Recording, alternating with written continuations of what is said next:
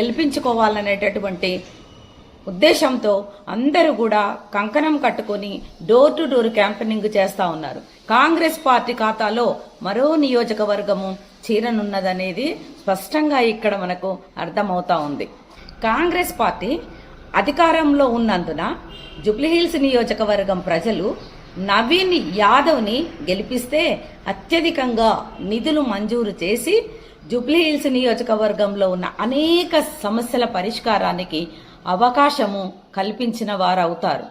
అందుకనే ప్రత్యర్థి పార్టీలైన BRS, BJP గెలుపుపై ఆశలు వదులుకోవాలి మీరందరూ కూడా అన్నదే మా యొక్క ఆశయం. కాబట్టి జూబ్లీహిల్స్ నియోజకవర్గం ప్రజలు చేతి గుర్తు మీద ఓటు వేసి నవీన్ యాదవ్ని అత్యధిక మెజారిటీతో గెలిపించాలని నేను కోరుకుంటా ఉన్నాను.